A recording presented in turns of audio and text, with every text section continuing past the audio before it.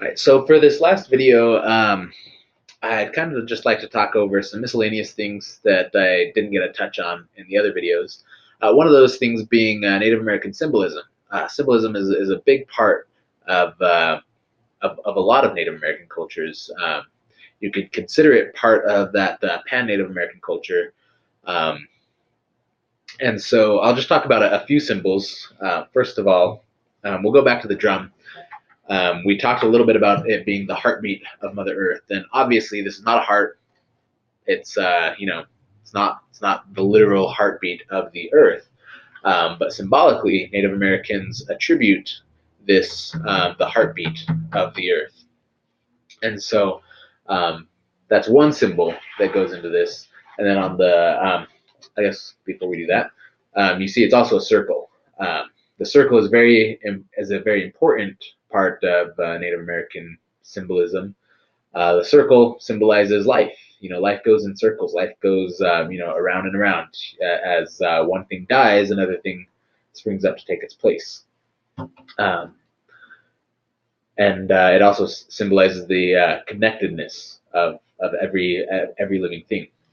So on the back of the drum, you'll notice it's got a handle there. And at first glance, especially if you're not familiar with Native American symbolism, it's just a handle, right? It's just a place to put your hand. You hold it, and it gives you a nice place to hold the drum with. But with Native American symbolism, and even just Western culture symbolism, you can kind of see that cross right there in the middle. It's a cross.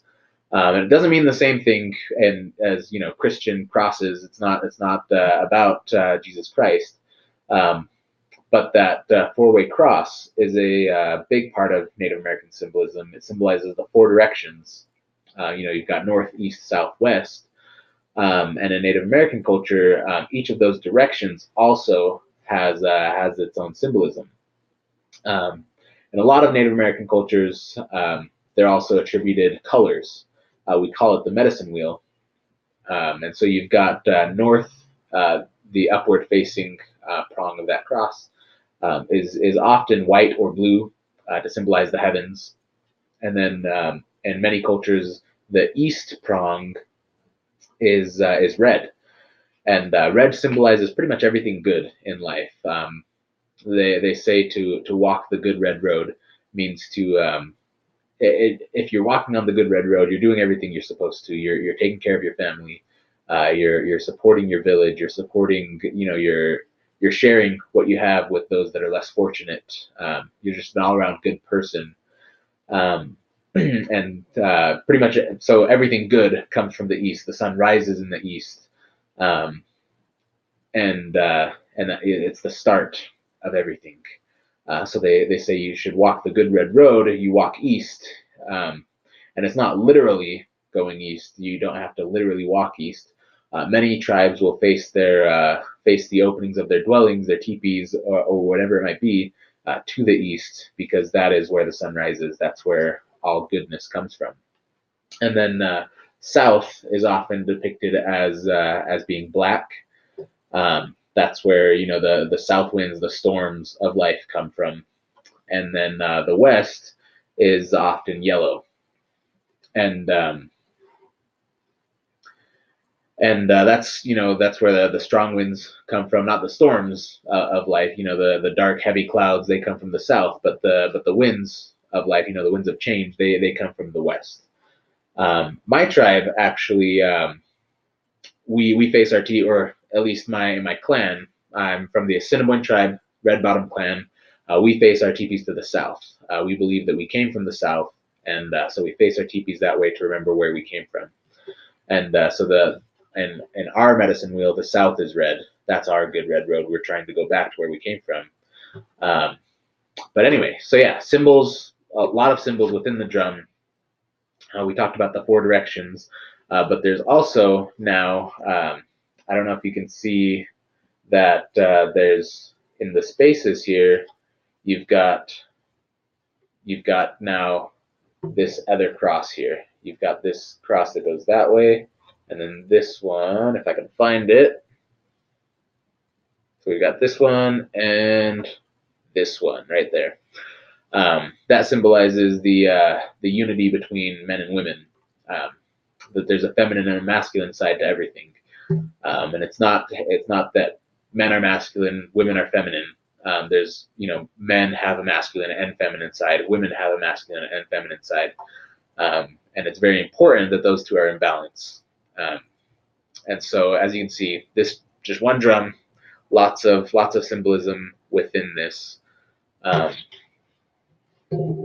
And so we'll go to another symbol. We've talked about colors having a lot of significance, but also numbers have a lot of significance. So this item right here, I made this. I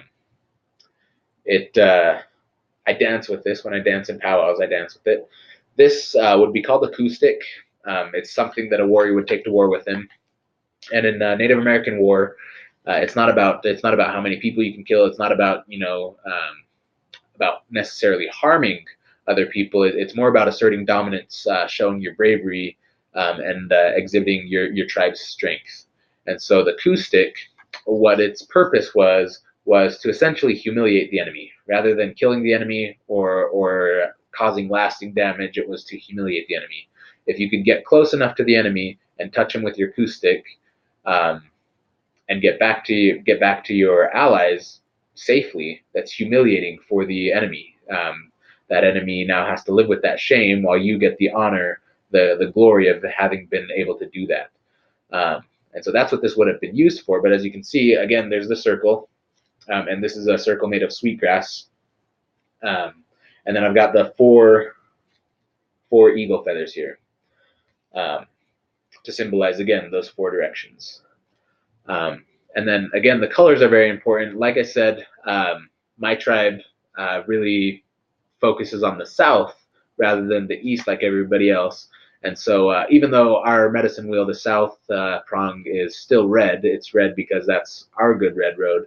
I decided to paint this black to go with that that pan-Native American culture. The most common medicine wheel has black being the south. And so I painted this black with certain other colors that are special to me. But then you see these shells here. These are abalone shells, and this is to reflect any bad medicine or bad magic coming my way. It's sort of like that old saying, "I'm rubber, you're glue. Whatever you say bounces off me, sticks to you." That's what these are for. Is to bounce off any bad medicine that's coming your way. And so that's just a little bit about that item there. And just take a look at this hat. This is not necessarily a very traditional hat. We wouldn't have worn these, hundreds and hundreds of years ago. But as time changes, so do people, so do cultures, and so they have incorporated just this Western style hat into something of their own. My mother actually made this band here, and as you can see, it's got some water birds on it. Those are loons. Again, we talked about the loon being important to my people in the creation story. And so this the loon is up there, lending its medicine to me as I go about my day. And then you've got that eagle feather there, and I actually my dad gave me this eagle feather, so that's the significance there. And again, the eagle is always a special, it has a special part in especially the Plains cultures, as being a messenger to the creator. So that's all I have time for right now. I hope you enjoyed this little series of videos, and I hope you have a good day.